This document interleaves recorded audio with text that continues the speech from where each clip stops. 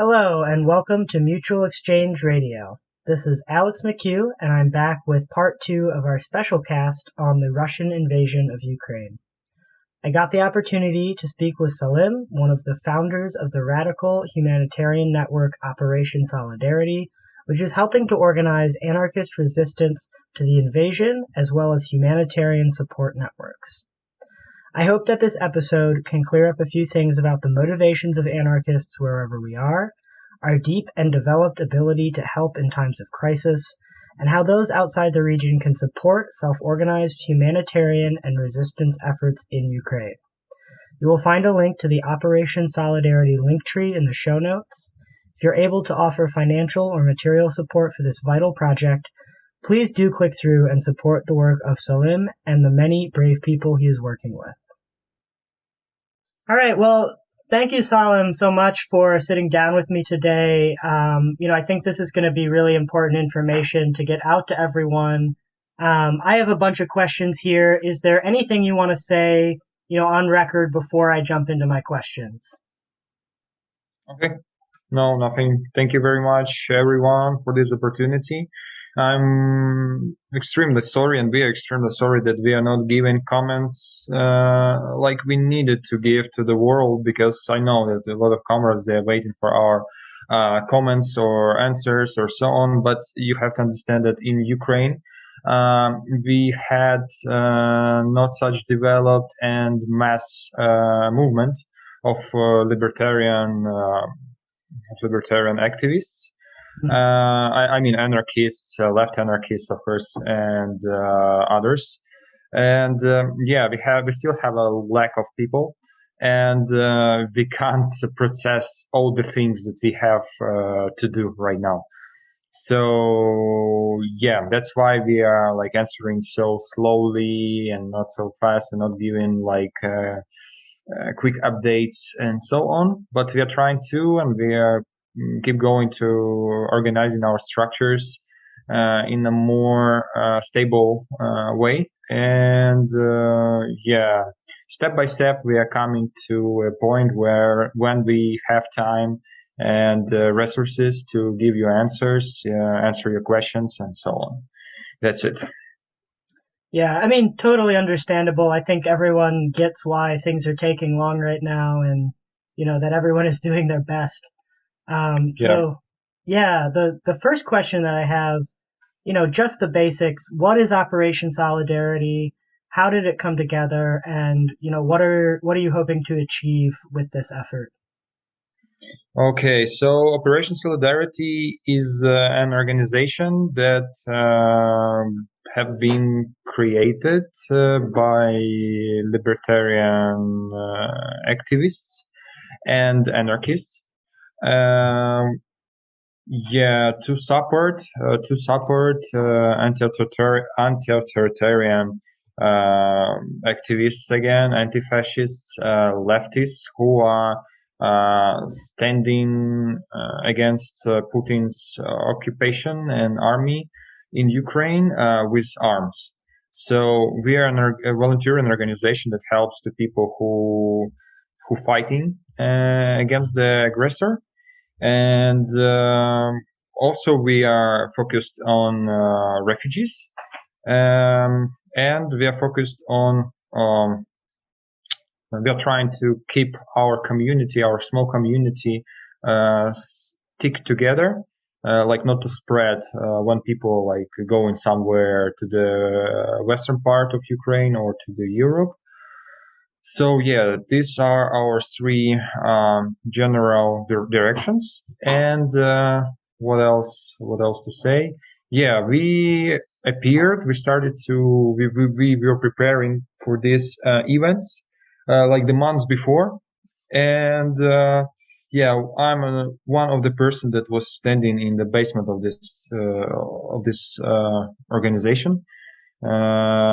Because I had the idea that war will happen in a month or in some time, and we need to prepare. So kind of plan or whatever, it's came out of my head. But I have to say about other comrades,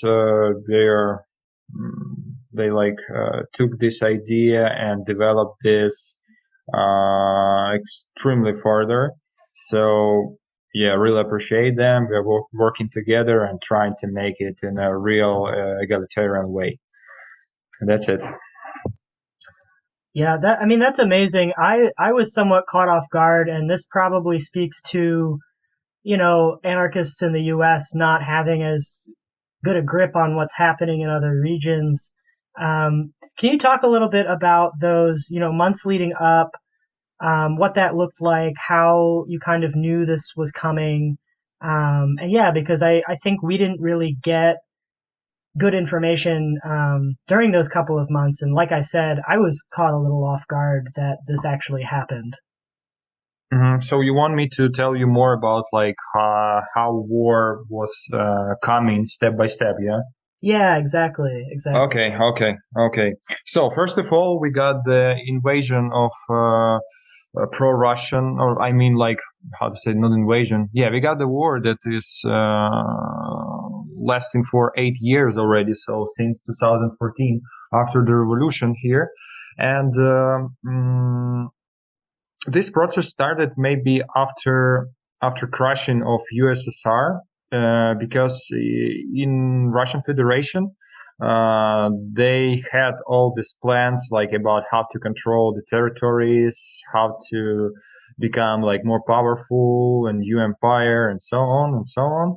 So we got a lot of different really free kind of organizations, activists in Ukraine, like people who are standing for DNR and LNR. It's like Donetsk National Republic, Lugansk National Republic, and so on.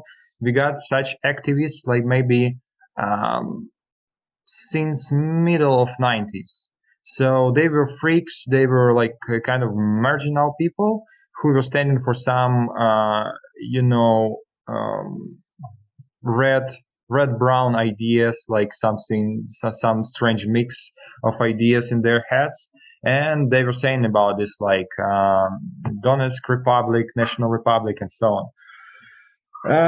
So Russia always had the plans how to keep the nearest countries under its control. And what else?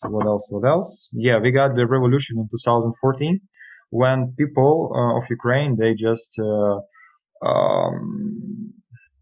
refused. Yeah, they refused. They refused to be under control of Viktor Yanukovych. Viktor Yanukovych is a pro-Russian president, and yeah, that's called like a revolution of dignity. But like personally, me, I don't think that's it is a revolution. It's kind of uprising and coup. Yeah, it's kind of coup.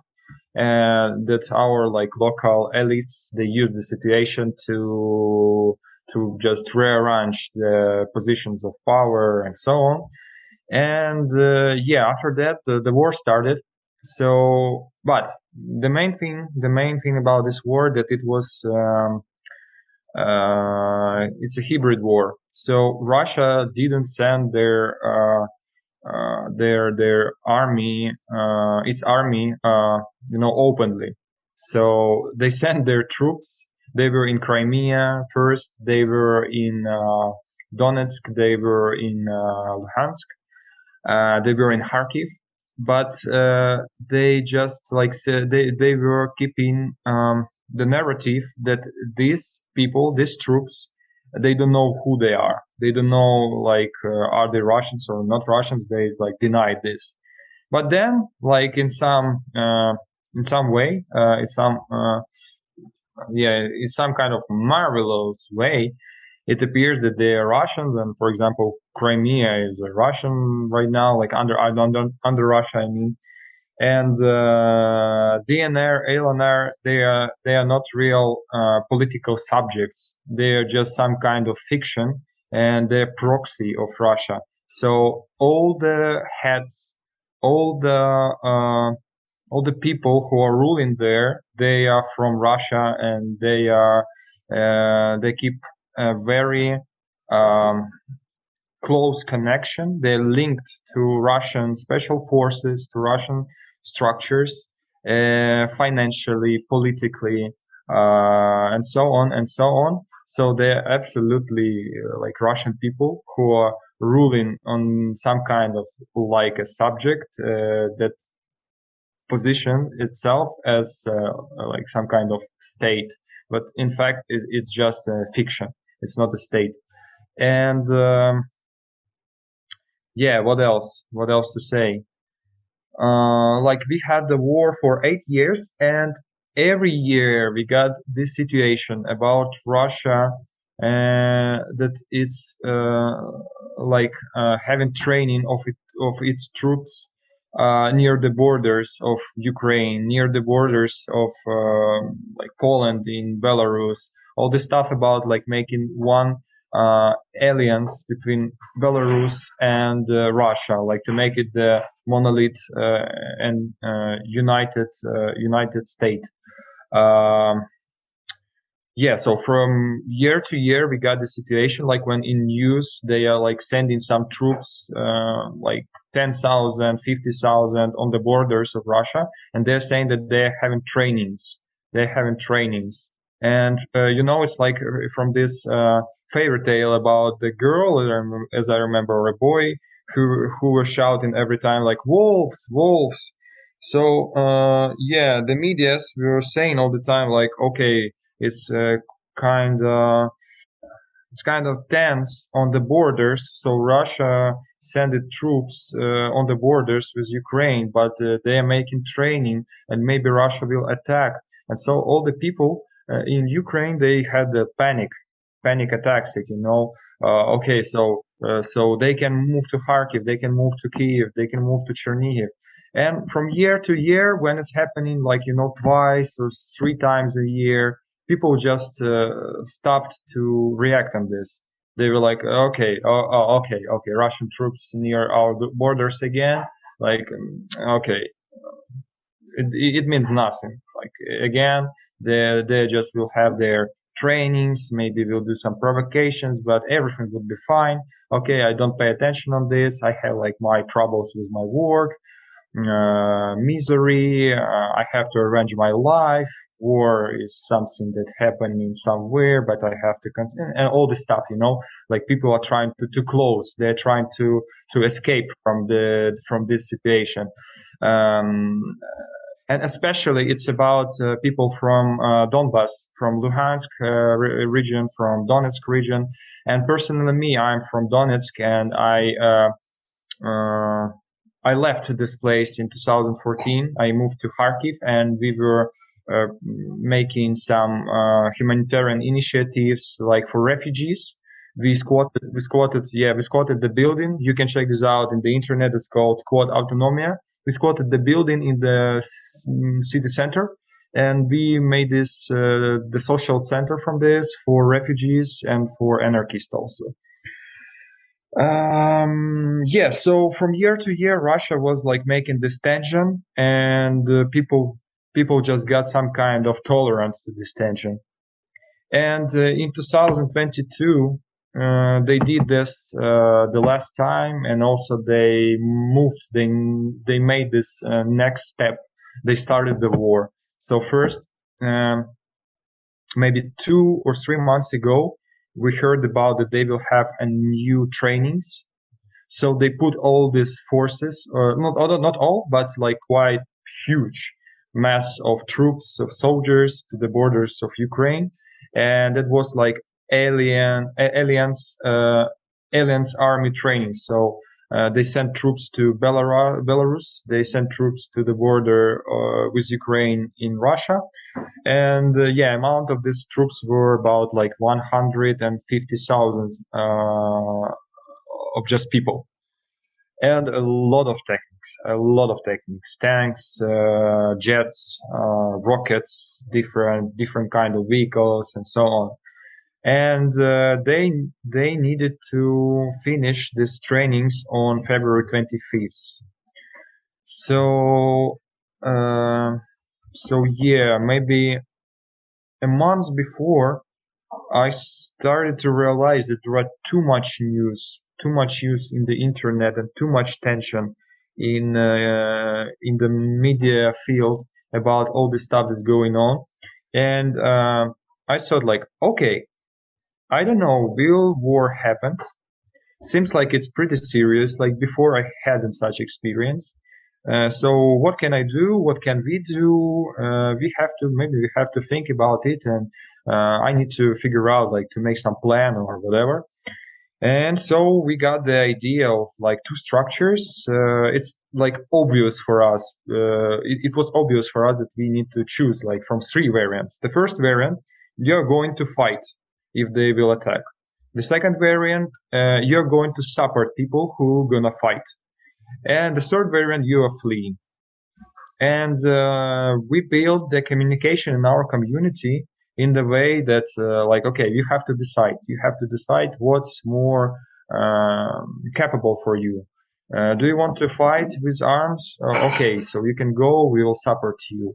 You can't fight with arms because you have some troubles with your health, or you are weak, or you're not prepared, and so on. Okay, you can go to volunteer. It's like it's a place for you.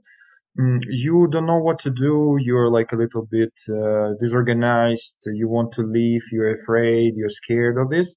It's not a problem. Okay, we can understand this. But please, if you live in the country, if you live in the dangerous place for more safer place, please reorganize. Start to do something at your position where you are. Like you can connect and cooperate with local activists, people from Europe. Thank you very much, guys, everyone, because they are giving us a lot of support, and we really appreciate this. And you can communicate with them, you can cooperate with them. They're giving spaces, and you can do like different things to support people who are here, who are fighting, who are volunteering, and who are standing on this ground. You can collect money, you can make actions, you can aware people, you form them, and so on. So there are a lot of possibilities for people who wants to do something for their land, for their comrades, for their friends, for their families, and so on. So that was our communication. And yeah, we just like decided like that some people wants to develop this military structure and way, and some people just want to develop a volunteering vector. Mm-hmm. And here we are. Yeah, the war started, and we just started our structures as we planned and as we were preparing. That's it. Wow. Well, thank you for going through all that. I think you're right. It became kind of a boy who cried wolf scenario where, anarchists like myself in the US heard about this every year. Okay, they're doing those exercises. Okay, this might become a war. And I hear you that, when you're right there, you kind of have to treat each of those instances as if it might be the one that becomes the war again. So I'm very glad that, you all were paying much closer attention and were able to get started on this work, when it was necessary. This kind of leads into the next question I had, which is there anything that you've learned, in the past couple of weeks since the invasion has actually started that you wish you would have known before? And so things that, anti-fascists and anarchists around the world could benefit from knowing without having to go through an invasion first to learn it. Yeah, I got one thing, and I think I got this idea like today or like maybe yesterday. Yeah. I'm a little bit sorry that I didn't take military exercising some years ago, and I'm really sorry that I didn't prepare like equipment and ammunition years before. So maybe I needed to concentrate on this and do this just after the war started in 2014. That's what I got for right now, because if you are not training, if you are not preparing, if you are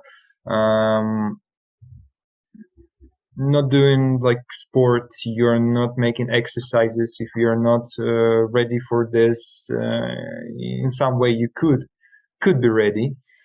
That affects you a lot. Like if you have all this stuff like equipment, money, plan, your body prepared, and so on, it's much easier to deal with the situation. Maybe that's my biggest lesson for right now. Gotcha. Yeah, that is probably most useful for our listeners outside the U.S. One of the things I think, you know, we do well here only because we have to is, you know, have ammunition and do military training and things like that. But, you know, even for folks who aren't thinking to that level yet, right? This idea of, yeah, go exercise, you know, stay strong, stay ready to act if you need to. I think that's an absolutely great lesson to take away.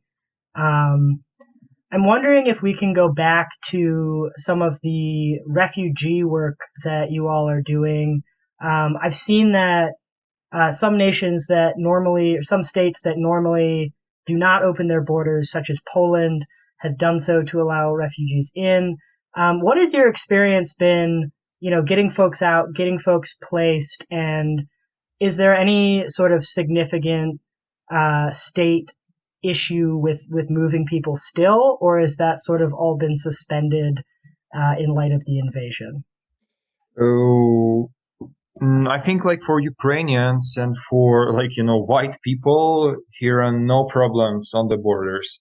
Like we can cross it. And the main problem for right now, it's just a huge crowds. So they can reach about like 15 kilometers, 50 kilometers of people just standing and moving to the borders. So like Poland, yeah, border guards, like Poland border guards, just can't serve all this crowd because like too many people. Yeah, but I heard about the problems with foreigners and also like African students or people who are just staying here and got like don't have um European passports, European citizenship, and their like skin color is different from like Ukrainians, and it's like more darker or so on. Yeah, they have problems here with it, and yeah, that's because like I don't know, maybe it's obvious, maybe not, but yeah, Ukraine is um quite racist state. That's true.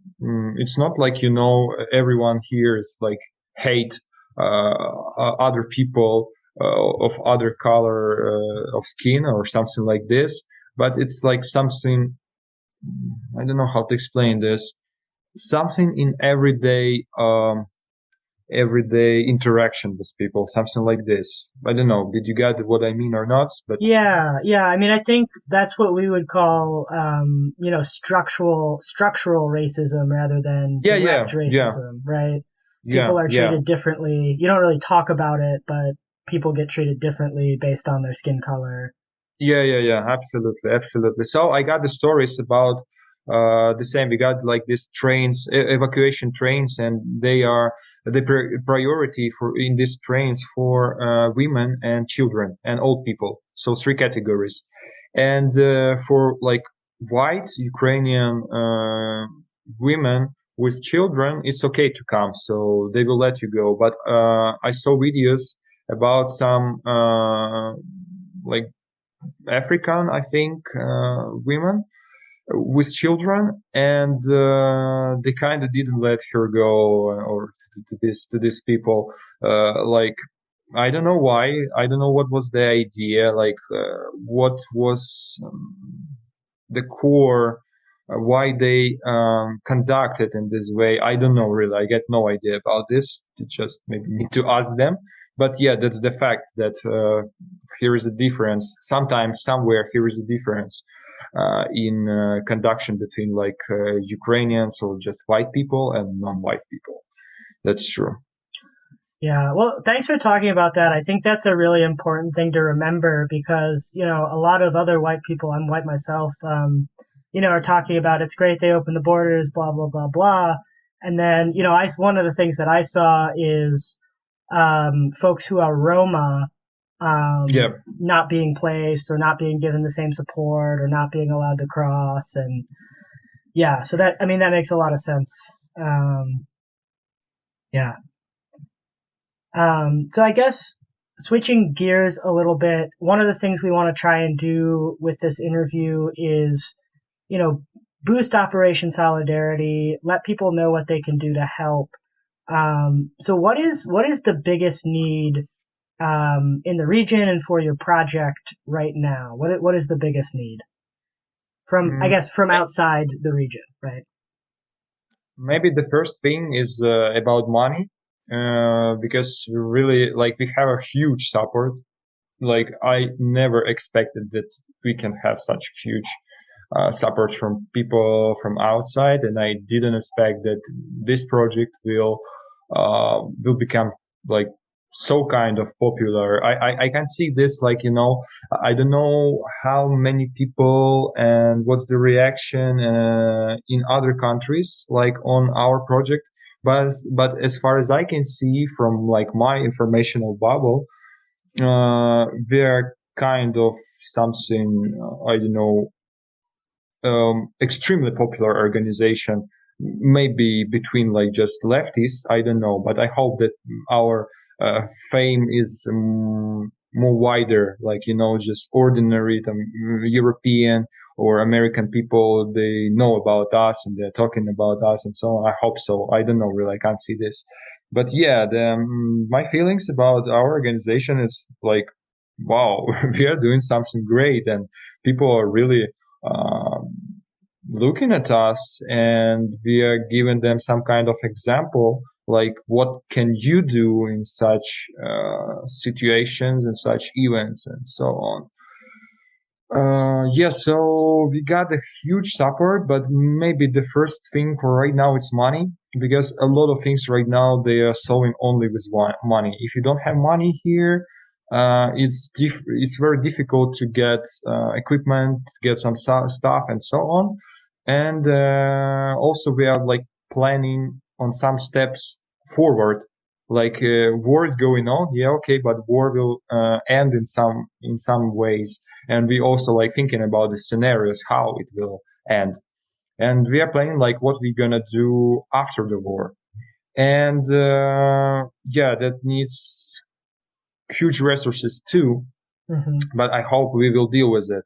And the second thing that we really need is human resources, because we have a lack of people here, a lack of specialists who can do extremely special work like logistics, like I call this huntering. Like especially me, like personally me, I call myself hunter.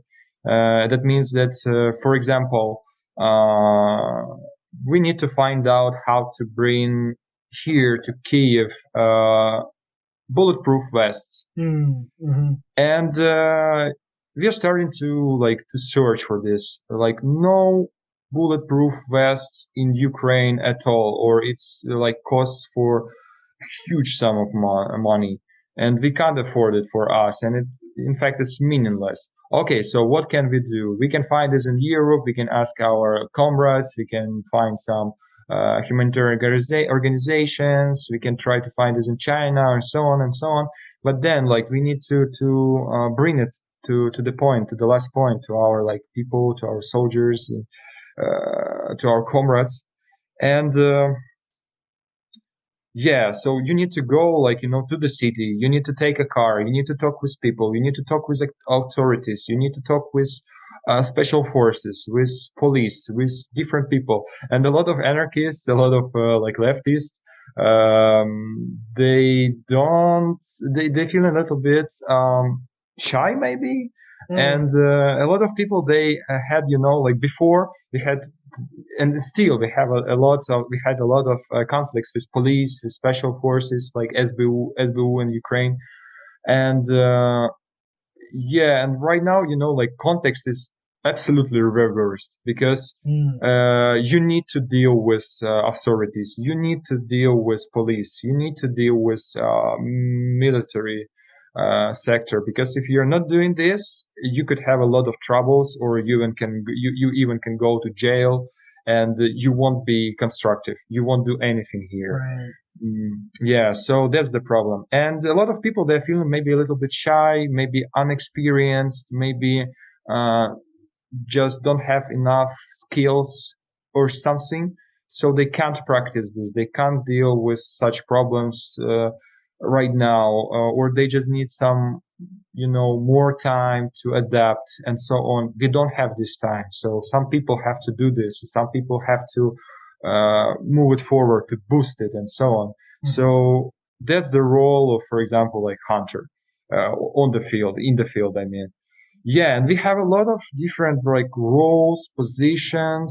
Some of them are stable, some of them are temporary. But yeah, we have a lack of people here, especially like volunteers and not military volunteers. Right. But another problem, like we got a lot of support and a lot of requests from people from Western countries, and they're asking like, how can we help you? Can I come to you? Can I volunteer for you? Can you like host me? I gonna work with you. I would like to come. I would like to come, and so on. But the problem is, we would like to see these people. We would like to meet you and work with you. The main problem is in Ukraine, a lot of people, they don't speak English, or speak English like on the low level, and cultural difference is pretty big. And sometimes we can't deal with each other, and we got like conflicts and arguments and so on. And just imagine that you're having we like we can't give all the responsibilities and explain all the things, all the mechanism, negotiate how to deal with some troubles and so on, like between us who are speaking like Ukrainian and Russian on like the same language. But now Right. imagine that you have people who are not speaking Ukrainian, Russian, and common language with you, but who are speaking like English or French or only German or Spanish or so on, and they're coming to Ukraine, and you have to explain them how to do your work here, how to help. And it's just making my mind blessed, because I think it's very difficult for right now. We don't have such resources, so we are Right. kind of Right. stuck. We're kind of stuck, in this situation. But step by step, like day by day, we are reorganizing. We're making our structures more stable, as I can see. And yeah, we are coming to a point where um, these problems would be just in our past, in our past. Yeah. All right. Yeah, and so I will definitely put y'all's link tree in the show notes with the link for funding, as well as signing up to come help. And note well taken. Know what you're going into if you're going to try to help. Preferably speak Ukrainian or Russian before you try to help, because I absolutely hear you that people showing up and not being able to speak the language is not super useful. Um, and one of the things I wanted to talk about with regard to funding um, is around cryptocurrency. So y'all are taking crypto as a big part of the donations. Is that correct? Yeah. Yeah. We are taking this. Yeah. And so I guess what I wanted to ask is, there's been big discussions within leftist circles over the past couple of years around whether the environmental costs of cryptocurrency are worth the ability to do things like avoid state banking laws, to get funding to places where it's needed. So yeah, I just wanted to talk about that for a brief moment. And I guess the way I will ask this is, you know, does this mean we should all be very pro cryptocurrency? Is this good and something we think we will be needing to use for the future? Or are you looking at it as, this is what we have to do right now, and part of preparing for being done with war is getting rid of that? I'm just curious, sort of, how you're looking at cryptocurrency. Devon, thank you very much for this question because yeah, that's one of the things that I was thinking about, like since since the war started. That's very very cool and especially for me very interesting question. Okay, so my answer. Uh, First of all, if you want to support someone financially and like by some resources, the cryptocurrency is 100% way to do this. It's like the most faster and the better way to do this because we had a lot of stocks, a lot of fucks and obstacles with traditional banks. Like they they're doing this extremely long, like some sendings, some transactions were made like for 4 days, week, and so on. They're checking everything. They don't want to send this. For some people, they were refused to send their monies and got this back and so on. That's a real crap. Like traditional banks, it's not working properly, and you got a lot of troubles with this. It's a real pain ass. But cryptocurrency in this way, in our situation, it was super. Like no questions. It's working proper. It's working absolutely cool, and I really like that. I started to make some interest in this damn maybe a year before war started. So I got some experience and Oh, I nice. knew how to deal with it. That really helps me a lot. So I advise to everyone. Okay, you can think about this in ecological way, in some other way, in like you don't want to have anything related to market. It's okay, but just try to know more about this, to how to use this instrument because it's just an instrument. You can use it in different ways. So the question about like crypto and ecology, I think it's the same again. Like yeah, people are crazy about this stuff. They're buying these cards. They're trying to make freaks. They're trying to earn more money on this and so on. States are making this. Governments are making this. Big capitalists making this. Like just usual ordinary people making this. And of course, it's like making a great impact on our planet and ecology. But the main problem about this is again, it's capitalism. It's a market relationship between people. So like people need money. They want easy money. They need this to live their life. So they will do whatever they can to get this money. That's the problem in the system again. And yeah, of course, it's like causing troubles for our ecology. It's like destroying nature and so on. But here are a lot of different things that people do, and even we are like who are concerned, who are deeply concerned about like ecologic questions and so on. We are doing a lot of things that causing the same or not the same but causing bad impact on our planet and environment. And the problem is in capitalism, the problem is in the way we product different things, and the problem is in like architecture and logic of our social systems. So yeah, as like personally me, I'm looking on this thing as an instrument. um Yeah. Well, I mean, that that's makes a what I lot of want to say. sense. That's kind of how we at C4SS look at it too. It's a tool. It's a tool under capitalism, Yeah. so it's not perfect. But I mean, we use crypto to pay a number of our translators who live in places that we couldn't get money to otherwise. So yeah, I'm familiar, and that's why I wanted to ask about it. And you know, I was really glad to see that that was part of how y'all were fundraising because, you know, it really is, I think, the only way to get around some of these regulations right now. Yeah. So that is awesome. Yeah. Also, I wanted to add like one more Mm, thing about the perspectives of cryptocurrency. Yeah, we have to think about our struggle, about social revolution and other stuff, as a long time project. Like revolution won't come in a few years. We are waiting for this like I don't know, since civil war in Spain. I don't know, kind of Yeah. like more than 100 years. Fuck, no, it won't happen like in the near years. And like personally for me, the perspective I'm watching on the world, it's the future will be really bad for us. It would be um, cyberpunk future.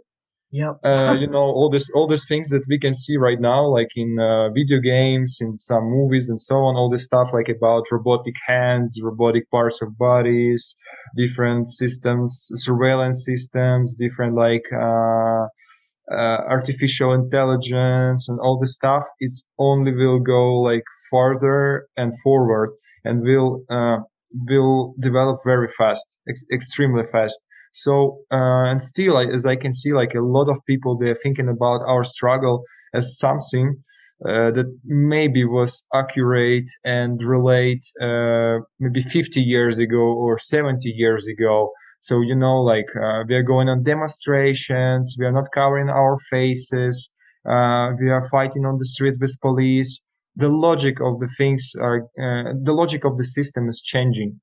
Like the system don't need a lot of policemen right now. They can use drones, they can use hybrid tactics, they can use different new technologies and so on to make us weaker and to stop us, to make something bad for our movement, for people, and so on. So the cryptocurrency is one of the elements of this future that's coming right now. So that's the big advice for people. Maybe that's, in fact, maybe it's the first lesson that I learned for these 2 weeks. You need to fucking learn in cryptocurrencies. You need to be good at these things. You need to understand how it works. And yeah, we need to learn coding, programming, and so on to be able to resist in this digital way, because it's the next war field, it's the next war zone for us. And if we will like put our effort on this, we could have a lot of success here in this field. Yeah, so it's a long time project. We need to learn cryptocurrencies. We need to learn and understand how we can use it for our struggle. I can see this vision for right now. If you want, I can share my ideas about it. And yeah, that's the new reality. So we have to adapt to this. That's what I think.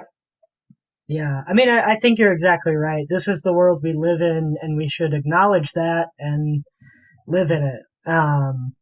And I guess maybe sort of in the same vein, talking about the world we live in and, having to deal with structures that we would prefer not to exist but do.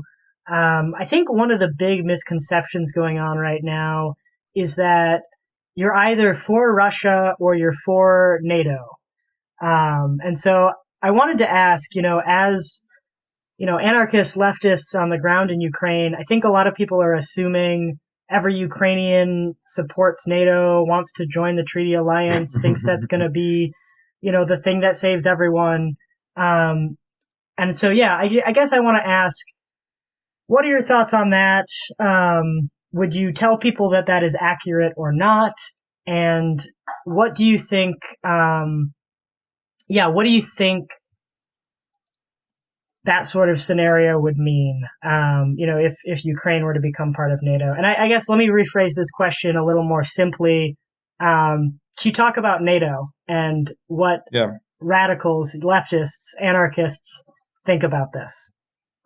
Oh, okay. So talking about NATO, no one here like talking about leftists, about anarchists. We are not supporting NATO, and we are not like pro NATO, and I don't know. We are not thinking about it like something positive in common. We are absolutely against this. We are against Eastern Eastern imperialism, like pro Russia or China, because personally me thinking that Russia is like not the biggest problem for the world right now.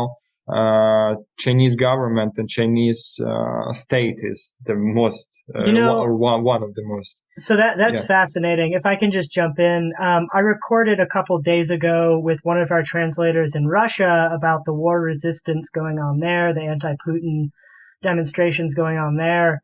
And he said the same thing. His biggest fear is if NATO puts troops on the ground, China might get involved. Tell us more about why that is the biggest fear. I spent 2 years in China and I saw what's going on there. It's culturally different because for me, my evaluation of what Chinese social system is, it's the highest level of consumption society for right now. So people are there, they're absolutely oppressed. They're not thinking politically, they're not thinking about any self-organization, nothing. Chinese government is extremely good and skillful in making people atomized. So I heard the stories about Chinese self-organization, like people were making, some chats in messengers, and police and special forces were reacting on this, like they're deleting these chats, they're taking eye on them, and they are influencing people. So they're coming to their houses, they're talking to them, they're asking them questions, and they're softly showing them that any self-organization, any kind of resistance, even absolutely harmless for state or so on, it's unacceptable. You just need to go by instructions and the ways that government gave you. So they're trying to make the perfect social control system with these cameras, with this AI controlling their citizens. They are practicing with it on Uyghurs. Maybe you heard about this. I think you heard about this, of course, like 2 years ago. Yeah, a little bit. But for the listeners, will you explain what that is? Yeah, so they had a region that they occupied in 1956, as I remember. It's northern from Tibet, as I remember. That's called Uyghurian Autonomous Xinjiang Uyghur Autonomous Region, SOAR on Russian, but I don't know how to say this in English, in fact. So and they made their like experimental zone. This region is not like ethnically they are not Chinese. They're living not Chinese people. They are ethnically different, and they are Muslims. So they made this region some kind of experimental zone, and they're making their social experiments first on Uyghurs and on this region. So what they did,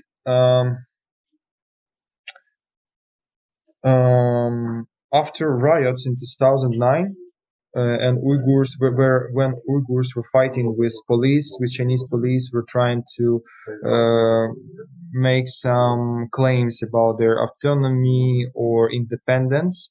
They were oppressed, maybe. They were like depressed, destroyed. Their movement was destroyed by Chinese government, Chinese police forces, and special forces. And after that, they started repressions against the locals. So they made checkpoints. They made the special protocols for civilians, how they have to conduct on the street. So as far as I know, and what I know, after in every district they have checkpoints. So every time when you're going outside of the house, you have to take your ID. Every time you have to show your ID to policemen. When you come into the shop, you have to put your stuff to the X-ray to see, like, do you have something inside, like bomb or weapon or whatever. They don't let people go to their mosques. They don't let people read books they want to.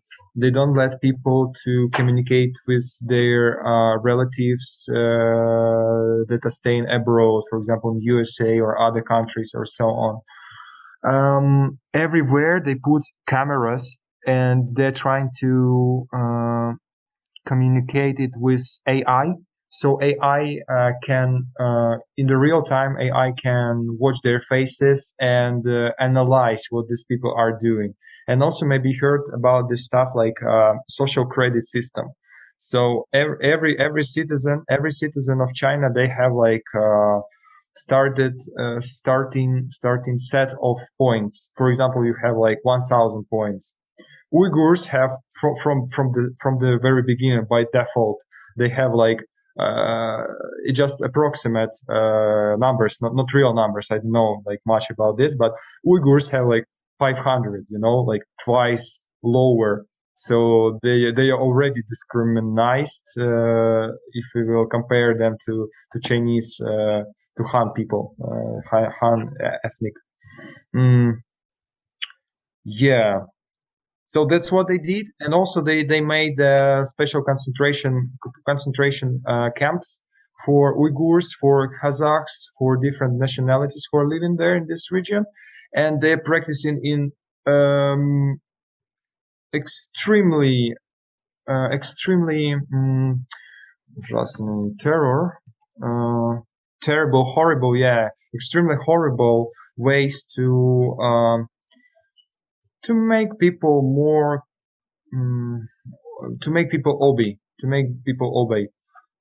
So what I heard about these places, like it's not like they're not calling this like concentration camps. They call this camps for wait for a while. Специализация. Well, I've heard that. I mean, they're saying it's job training, right? Yeah. Job training, kind of, like retraining, job training. Right. So like they're educating, how they call this. They're educating Uyghur people and making them more civilized, or something like this, bullshit like this.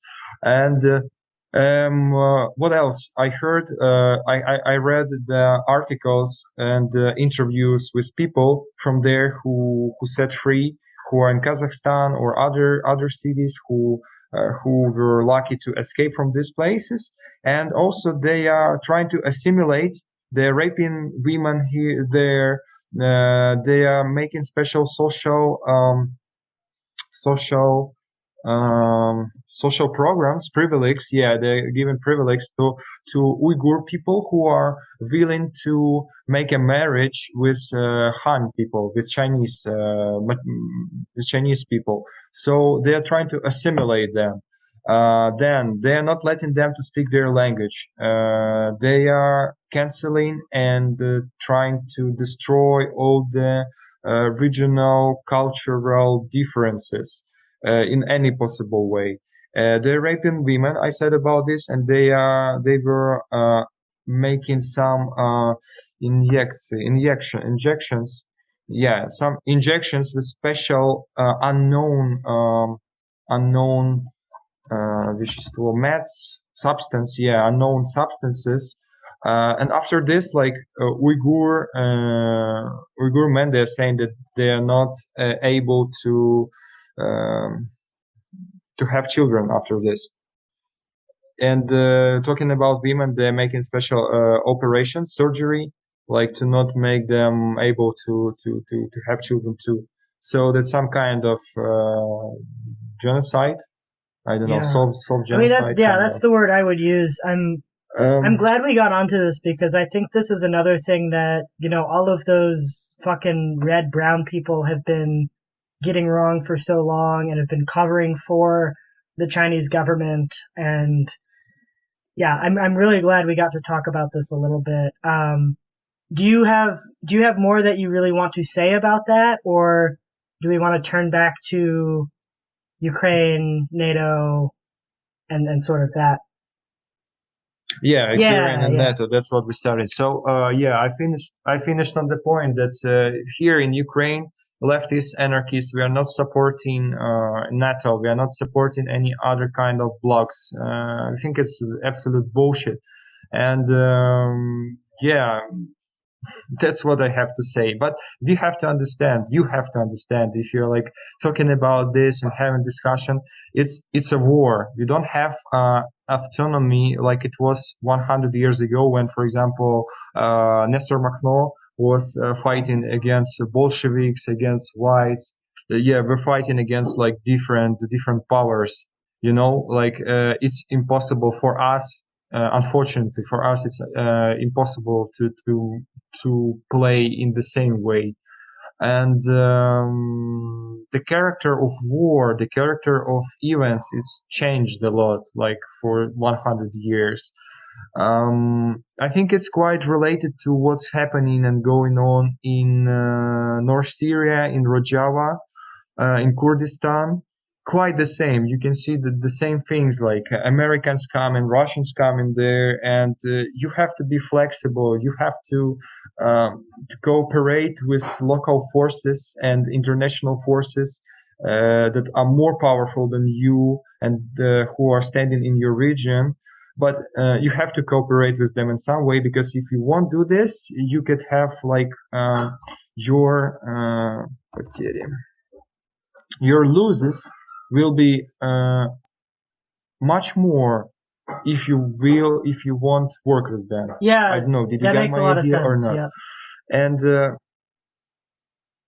yeah. So you have to deal with them in some way. You have to be flexible, but from other way, you have an aim to save your identity and to save yourself in this.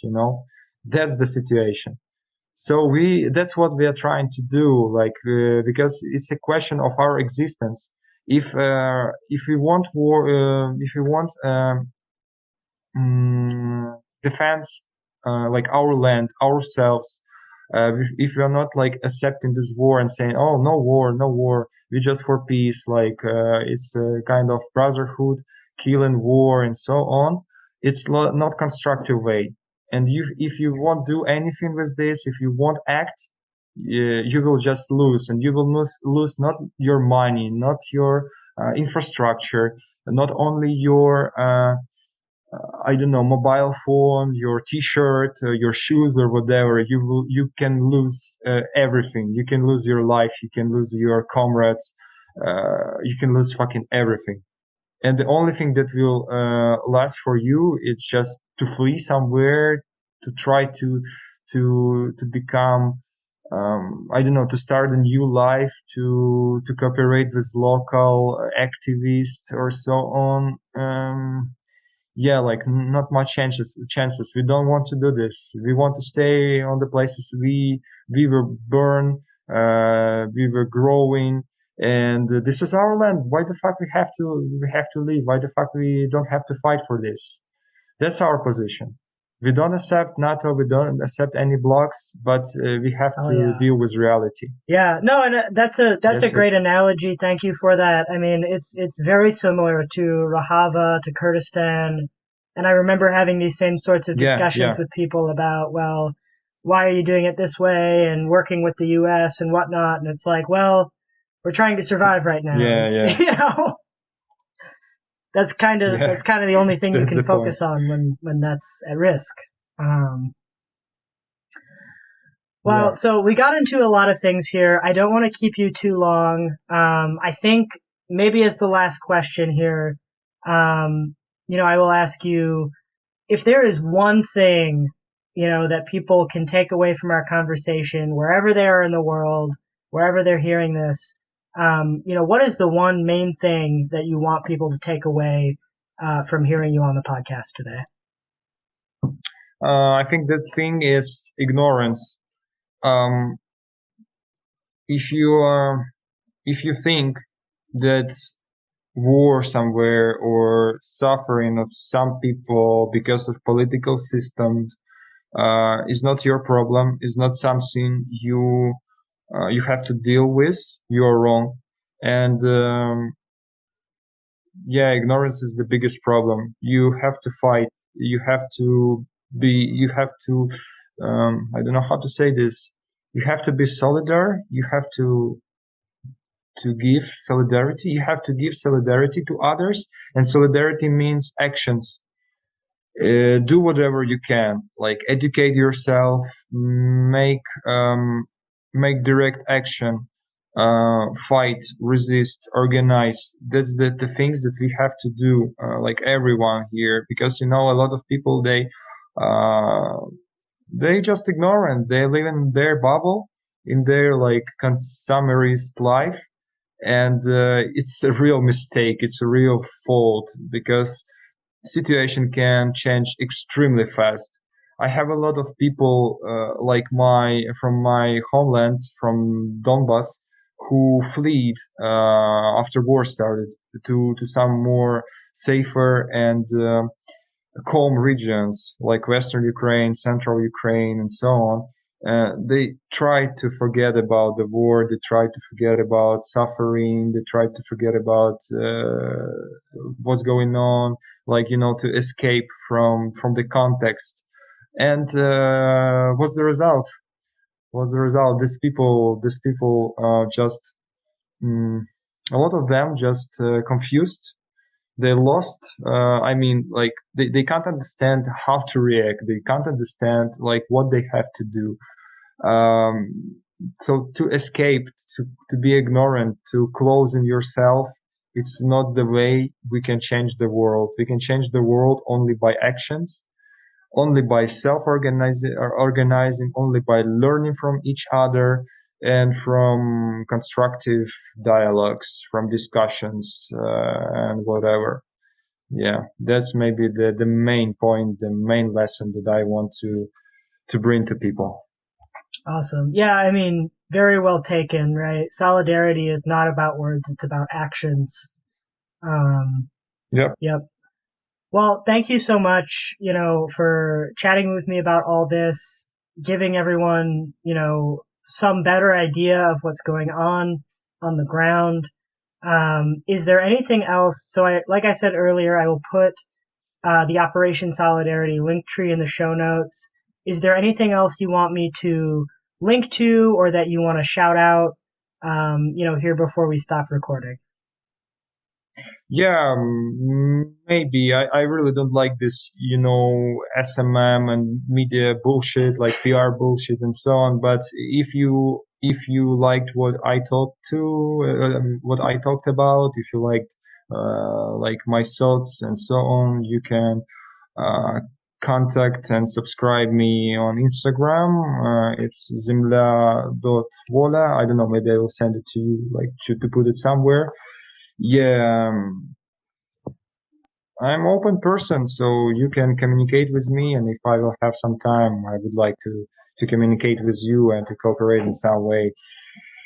That's it. I want to say thank you very much for everyone who helped us in any way, like to made repost, to put stories in Instagram, to talk to your friends or relatives about us, to send money, who I don't know, did some actions, who organized any events, informational events, who are taking interviews, who are interested, who are just reading news about us, who are supporting us. Thank you very much. We are making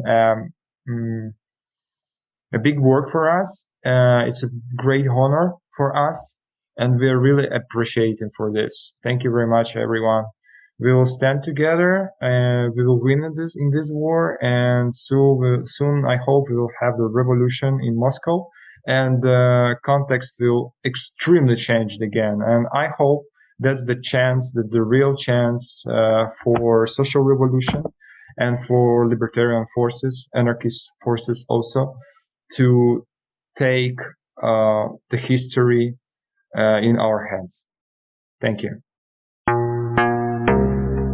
Thank you, everyone, for listening to this special cast, and a big thanks to our supporters on Patreon. Here's a shout out for our producer level sponsors: Big thanks to Martin Jacobson, Danny O'Brien, David Colburn, ASDF, Jesse Posner, and Ackneralls. Normally, I would plug the Patreon here, but for now, anyone with a bit to spare should send it to Operation Solidarity. As I mentioned in part 1, we do still have a standard episode coming out for March, so look out for Corey Massimino's interview with economist Abigail Devereaux towards the end of the month.